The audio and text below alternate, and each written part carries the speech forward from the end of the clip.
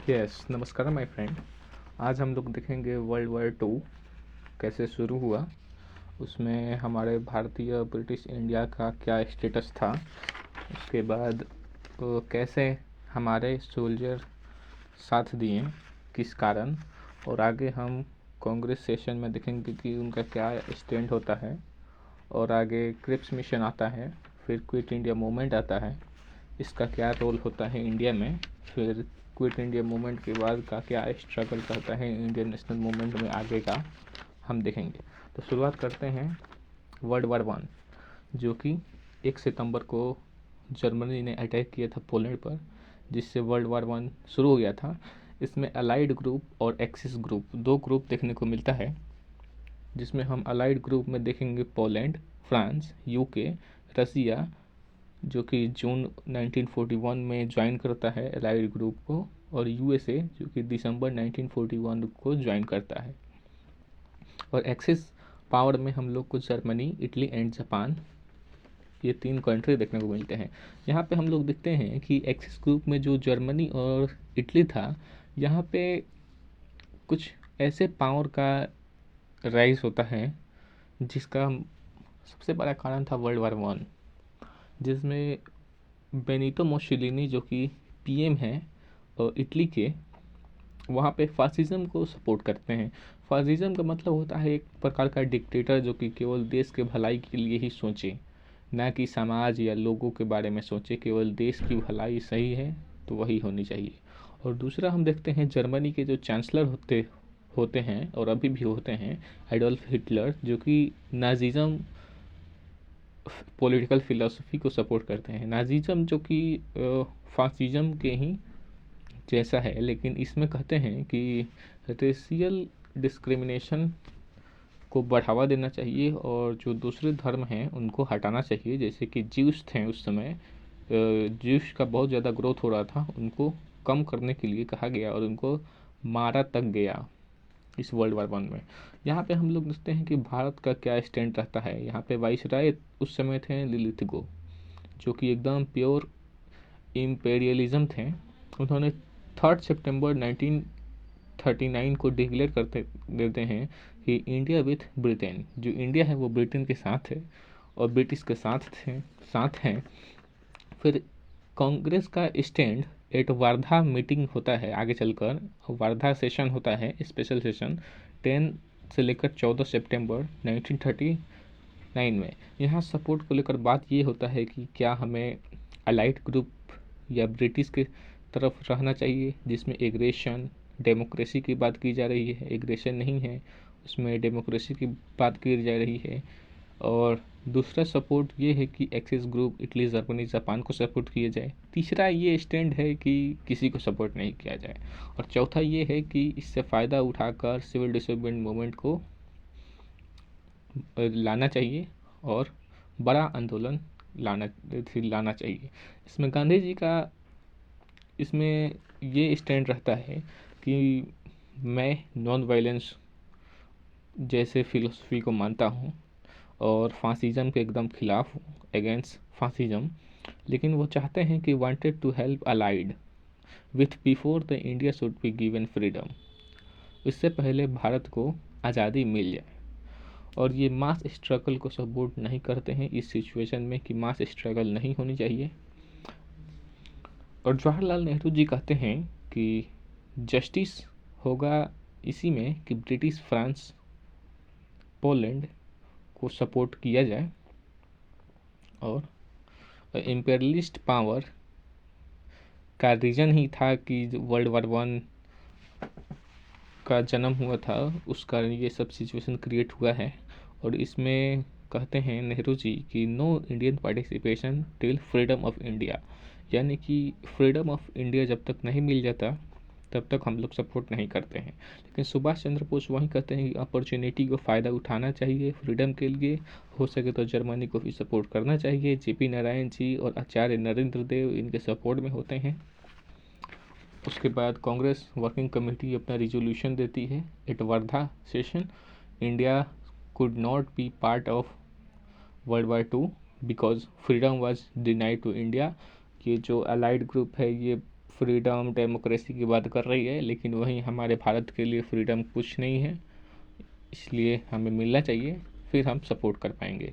कांग्रेस का डिमांड था कि after the war constitution assembly की गठन किया जाए और जेन्युइनली रिस्पॉन्सिबल गवर्नमेंट दिया जाए और कुछ सम इम्पोर्टेंट रिस्पॉन्सिबिलिटी इमीडिएटली हमें ट्रांसफ़र किया जाए।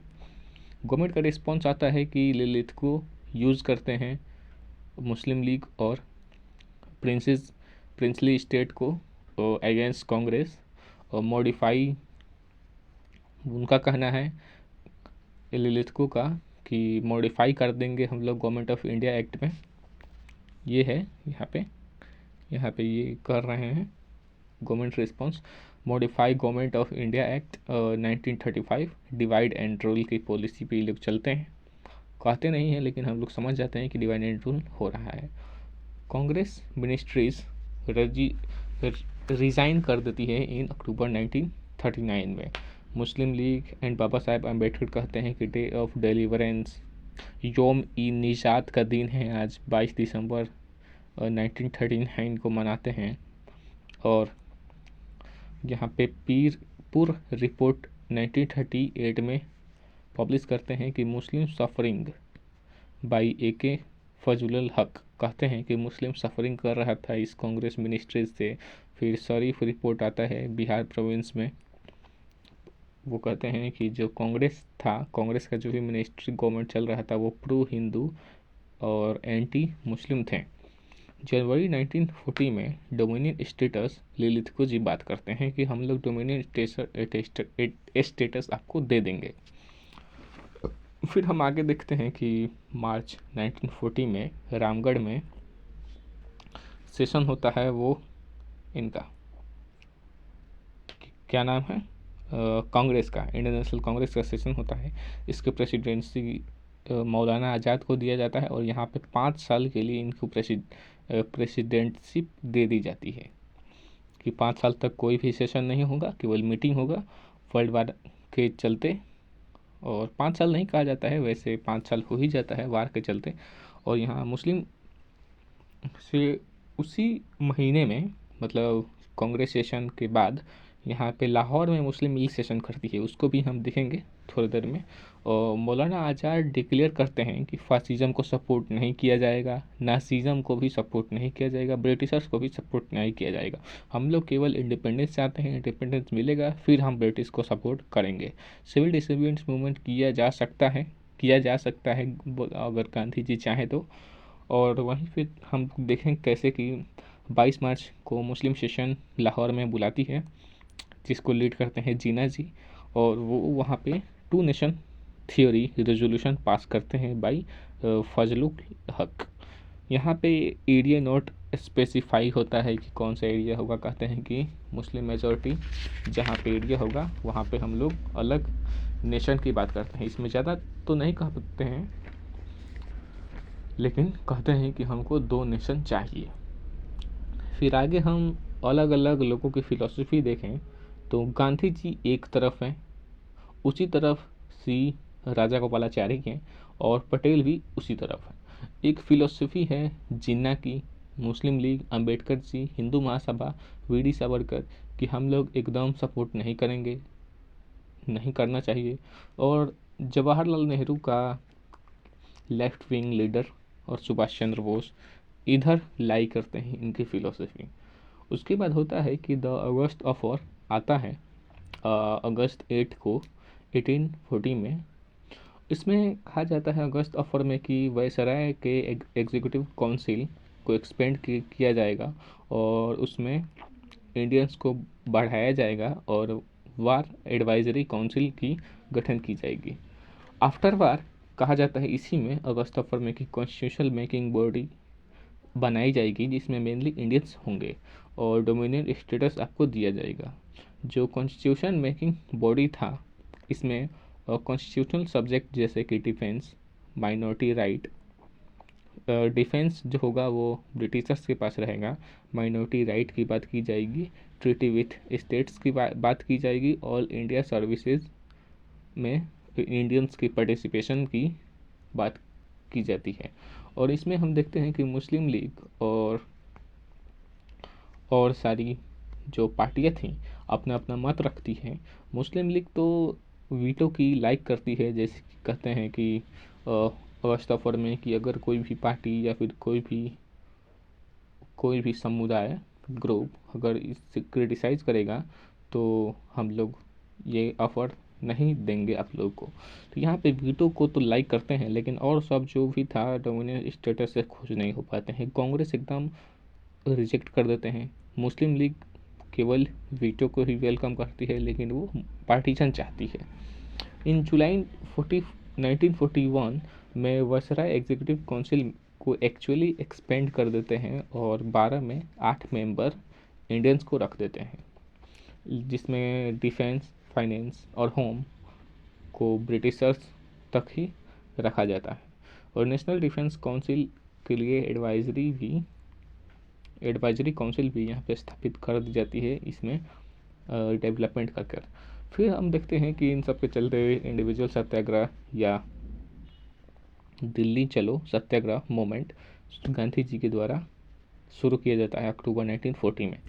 इसको कंट्रोल्ड सत्याग्रह भी कहते हैं, जिसमें गांधी जी के द्वारा चुने गए विनोबा भावे और जवाहरलाल नेहरू जैसे बड़े बड़े लीडर इंडिविजुअली सत्याग्रह अलग अलग एरिया में जाकर पूरे देश में, पूरे भारत में अपना अपना पार्टिसिपेशन देंगे और वहाँ पे फ्रीडम ऑफ स्पीच अगेंस्ट वार के बारे में चर्चा करेंगे, प्रेस रेस्ट्रिक्शन के बारे में चर्चा करेंगे और प्रेस पर लगे जो भी रेस्ट्रिक्शन था उनको ख़त्म करने का, और ब्रिटिश सरकार क्या क्या कर रही है, क्या हो रहा है, इस पर बात करने के कहते हैं इस सत्याग्रह में। लेकिन इसका रिजल्ट ये निकलता है कि 25,000 प्लस लोग नेशनलिस्ट अरेस्ट हो जाते हैं। फिर हम लोग देखते हैं वर्ल्ड वार 2 के जो भी सिनेरियो था गांधी जी के नज़रिए से, कि ये पहला इधर था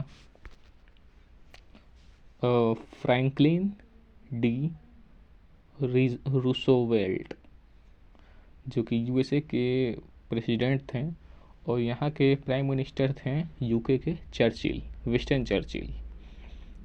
और इधर जापान में भी बहुत सारी एक्टिविटी हो रहा था, और चाइना में चियांग काई शेक वहाँ के प्रेसिडेंट थे।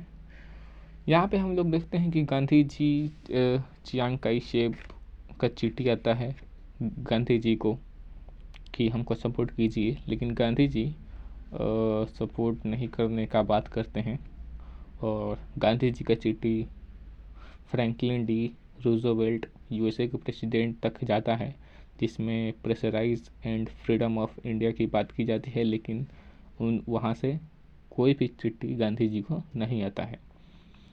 गांधी जी एक चिट्ठी हिटलर को भी लिखते हैं कि आप हमको सपोर्ट कीजिए और ऐसे फासिज्म या फिर नाजिज्म का सपोर्ट नहीं कीजिए, जिसको ब्रिटिशर्स के द्वारा सेंसर करके नहीं भेजा जाता है वहाँ पे।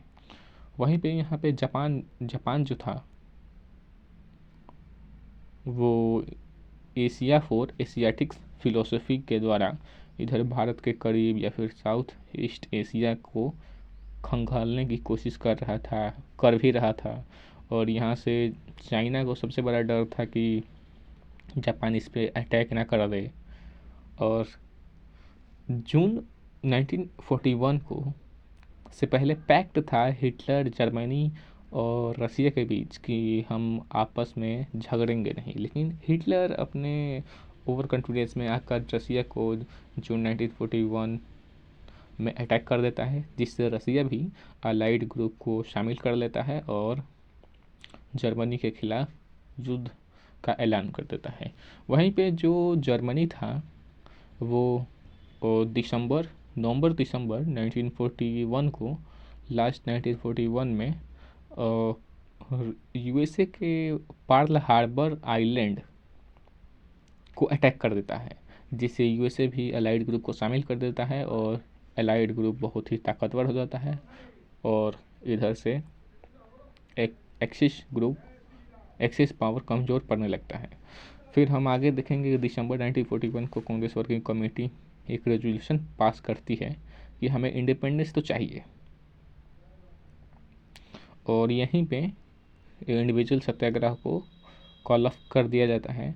और ये कहा जाता है कि अगर हमें कांग्रेस के द्वारा ये भी कहा जाता है, कांग्रेस वर्किंग कमेटी के द्वारा, कि अगर हमें ट्रांसफ़र पावर कुछ इमीडिएटली किया जाए तो हम आपको सपोर्ट करेंगे। वहीं पे मार्च 1942 में जापान रंगून पहुंच जाता है, जिससे ब्रिटिशर्स पे और जो यहाँ के वायसरॉय थे लिलिथगो पे बहुत प्रेशर पड़ता है। तो चर्चिल के द्वारा इस्टेब्लिश किए गए एक मिशन था, उनको भारत भेजा गया कि कैसे भी भारतीयों को सपोर्ट लाया जाए वर्ल्ड वार 2 में। तो यहाँ पे स्टैफोर्ड क्रिप्स मिशन को मार्च अप्रैल में 1942 को भेजा गया, जो कि स्टैफोर्ड क्रिप्स मिशन थे। उनके क्रिप्स जो थे वो मेंबर ऑफ लेबर पार्टी भी थे, कैबिनेट मिनिस्टर भी थे ब्रिटेन के, और फेवर करते थे इंडियन नेशनल मूवमेंट को। यहाँ पे वो प्रपोजल देते हैं कि अंतरिम सेटलमेंट इमीडिएटली कर देते हैं, और डिफेंस ब्रिटिशर्स के साथ रहेगा। पोस्ट वार हम लोग ये करेंगे कि डोमिनियन स्टेटस आपको दे देंगे, वहाँ पे फॉरेन रिलेशन आप मैनेजमेंट आप खुद से करिएगा, वहाँ पे हम लोग इंटरफेयर नहीं करेंगे। और कॉन्स्टिट्यूशन मेकिंग बॉडी जो था यहाँ पे कहा गया था अगस्त सफ़र में, उनको कहा गया, और उसमें मॉडिफाई कर ये कहा गया कि प्योरली इंडियंस रहेंगे, ये इसमें कहा गया। और कॉन्स्टिट्यूशन मेकिंग बॉडी में नॉमिनेटेड फ्रॉम प्रिंसेस और इलेक्टेड फ्रॉम जो ब्रिटिश प्रोविंस था, यहाँ से इलेक्टेड मेंबर और नॉमिनेटेड मेंबर आएंगे कॉन्स्टिट्यूशन मेकिंग बॉडी में। और हम लोग ये करेंगे कि वायसराय के एग्जीक्यूटिव काउंसिल को ख़त्म नहीं कर हम लोग ये करेंगे कि एक्सपेंशन कर देंगे। इनका पूरा मोटिव था कि नेशनल गवर्नमेंट नहीं देना, मतलब ब्रिटिशर्स के अधीन ही रखना इन लोगों को, और भले ही वायसराय के एग्जीक्यूटिव काउंसिल को एक्सपेंड कर दे। वहीं पे princely state can remain out of union like independence, और ये भी इसी प्रपोजल में कहा जाता है कि प्रिंसली स्टेट चाहे तो कॉन्स्टिट्यूशन मेकिंग बॉडी में पार्टिसिपेट करे, या फिर वो अपना अलग रहकर भी इंडिपेंडेंस रह सकती है। इसका सिग्निफिकेंस ये रहता है कि यहाँ पे ये प्योरली इंडियंस की बात करते हैं, और कुछ आगे हद तक इनका बात आगे बढ़ता है। यही सब सिग्निफिकेंस हम लोग कुछ नोट्स पढ़कर हम लोग देखेंगे, और देखते हैं कि ये मिशन क्यों फेल हो गया।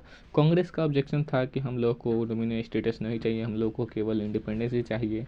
प्रिंसली स्टेट वो क्या क्या बोल दिए कि नॉमिनेटेड होनी चाहिए, सबको होना चाहिए कि इलेक्टेड होनी चाहिए।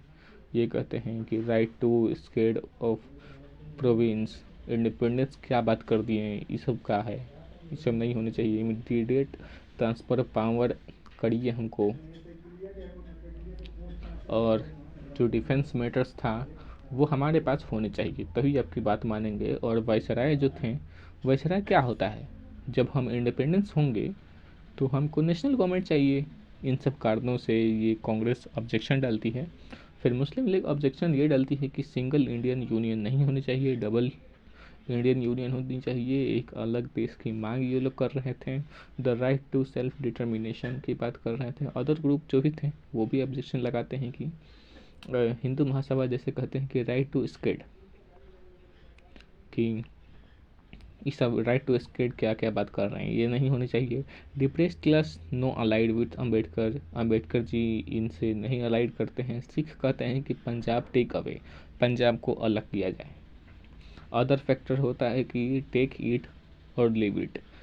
इसका एक मोटिव ये भी था क्रिप्स मिशन का कि लेना है तो लो, नहीं लेना है तो भागो, ये भी था।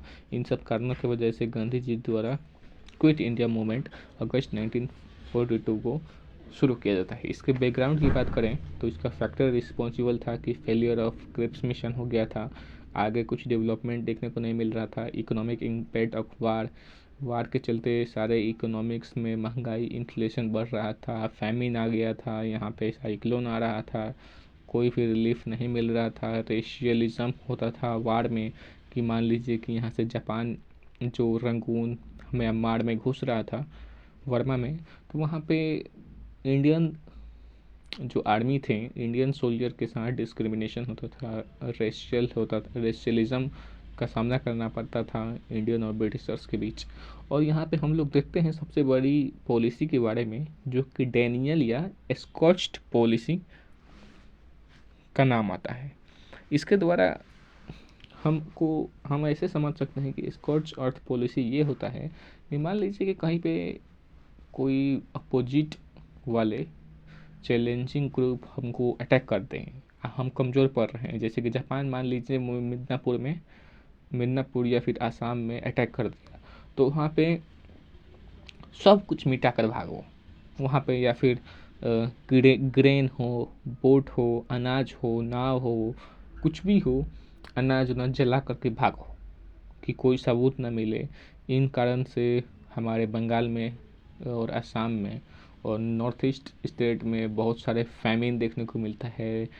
हजारों लोग अनाजों की कमी के कारण मर जाते हैं, और जो भी अनाज था उनको सोसाइटी में ना देकर आर्मी को दिया जाना, ये भी बहुत बड़ा कारण था। और अमेरिकन सोल्जर्स का रेशियल हरासमेंट होता था यहाँ पे। इन सब कारणों की वजह से भारत में गांधी जी ने 8 अगस्त 1942 को ग्वालियर टैंक बॉम्बे में एक बहुत बड़ी मीटिंग लाती है। उससे पहले लोग कहते थे कि मान लीजिए कि ब्रिटिशर्स को सपोर्ट ही नहीं करना है, और इधर भी अलाइड ग्रुप और किसी को सपोर्ट नहीं करना है, एक्सिस ग्रुप को सपोर्ट नहीं करना है, तो क्या गांधी जी अनार्किस्ट है? यहाँ पे बिना किसी गवर्नमेंट का शासन रहेगा भारत में? तो कहते हैं कि नहीं नहीं, ऐसी बात नहीं है, ब्रिटिश आर्मी रहेगी, जापान से स्ट्रगल करेगी, वार करेगी, लेकिन हम लोग को ब्रिटिश की गवर्नमेंट नहीं चाहेंगे। यहाँ पे क्विट इंडिया रेजोल्यूशन पास होता है 8 अगस्त 1942 को ग्वालियर टैंक में मीटिंग के द्वारा, और वहाँ पे गांधी जी की लीडरशिप में। और कहा जाता है कि immediate end of British rule होनी चाहिए, फ्रीडम, कंप्लीट फ्रीडम मिलनी चाहिए, प्रोविंशियल गवर्नमेंट ऑफ इंडिया को फॉर्म किया जाए। और गांधी जी कहते हैं कि the biggest fight in my life, यह मेरे जीवन की सबसे बड़ी युद्ध है, फाइट है, a fight to the finish. ये या तो मुझे आगे बढ़ाएगी, जिताएगी, या मुझे मार डालेगी, डू और डाई, करो ये मारो का नारा भी दे देते हैं इसी में, रेजोल्यूशन में। अब क्विट इंडिया मूवमेंट आगे कैसे डेवलपमेंट होता है हम देखते हैं कि गवर्नमेंट सर्वेंट को कहा जाता है कि आप हो सके तो रिजाइन कीजिए, भले हो सके तो रिजाइन कीजिए, लेकिन अगर आपकी इकोनॉमिक स्थिति अच्छी नहीं है तो आप मत रिजाइन करिए, आपकी मर्जी।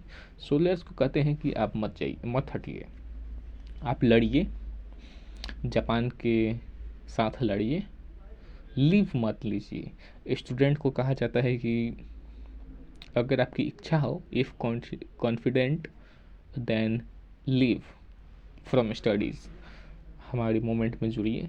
पीजेंट को कहा जाता है कि अगर आपका ज़मींदार एंटी गवर्नमेंट है तो पे कीजिए, अगर आपका ज़मींदार अंग्रेज़ों को सपोर्ट करता है तो नहीं पेमेंट कीजिए। प्रिंसेस को, राजा महाराजाओं को कहते हैं कि मास मूवमेंट को सपोर्ट कीजिए, अपने सवर्निटी के लिए लड़ाई लड़िए। People of princely state support if anti government, ऐसा कहा जाता है कि अगर एंटी गवर्नमेंट हैं तभी आप लोग मासेज प्रिंसली स्टेट को सपोर्ट कीजिए, अगर वो अंग्रेज़ों के साथ हैं तो आप एकदम सपोर्ट नहीं कीजिए। फिर 9 अगस्त 1952 में अंग्रेज़ों द्वारा गांधी जी के साथ सारे उनके फैमिली मेम्बर को आगा खान पैलेस में डिटेन कर लिया जाता है। और हम लोग देखते हैं कि गांधी जी के एब्सेंसी में कैसे ये मोमेंट आगे बढ़ता है। मेनली ये क्विट इंडिया मूवमेंट 3 फेज़ में चलता है: हड़ताल, बायकॉट, प्रॉपर्टी एंड रेलवेज़ को हटाना, पोस्ट ऑफिस को हटाना, टेलीग्राफ को तोड़ना फोड़ना, पब्लिक बिल्डिंग को एकदम ध्वस्त कर देना। और दूसरा फेज होता है कि shifted to countryside, parallel government बनाना, अर्बन साइड में अटैक ऑन गवर्नमेंट बिल्डिंग, ऐसे इसके कारण पैरेलल गवर्नमेंट में बलिया में चित्तू पांडे जी अपने सरकार बना लेते हैं, मिदनापुर में जतीय सरकार और सतारा में प्रति सरकार अपनी खुद पैरेलल गवर्नमेंट बना लेती है। और तीसरा फेज होता है characterised by revolutionary terrorist activities, जिसमें लूट माल करते हैं, रिवोल्यूशनरी अटैक करते हैं और अंडरग्राउंड रहकर काम करते हैं। अब इन सब एग्रेशन के पीछे का सबसे बड़ा कारण क्या था? यहाँ पे सबसे बड़ी बात आती है कि reason behind this aggression during detention of Gandhi ji and all. Gandhi ji और उनके सारे जो भी आसपास के लीडर थे उनकी आखिर डिटेंशन हो ही गई, फिर भी लोगों में इतना एग्रेशन क्यों आया? तो इनका आगे कारण हमको देखने को मिलता है कि पिछले 2 दशकों में मास मूवमेंट बहुत चल रहा था गांधी जी के द्वारा। रेडिकल टोन एकदम अप रहा था। ऑल इंडिया TUC की गठन हो गया था, कांग्रेस सोशलिस्ट पार्टी का गठन हुआ था, ऑल इंडिया किसान सभा का गठन हुआ था और फॉरवर्ड ब्लॉक सुभाष चंद्र बोस द्वारा इस्टेब्लिशमेंट, ये सब जो लेफ्टिस्ट ग्रुप के इस्टेब्लिशमेंट के द्वारा लोगों में एग्रेशन की भावना और वायलेंट की भावना को ज़्यादा उजागर किया। और बिफोर 9 अगस्त कांग्रेस लीडर्स ड्राफ्टेड किए थे such things 12 point programme Gandhi ji के मेथड के द्वारा, कि अगर कोई भी ऐसा सिचुएशन आए कि गांधी जी अगर अरेस्ट हो जाए, डिटेन हो जाए, तो वहाँ पे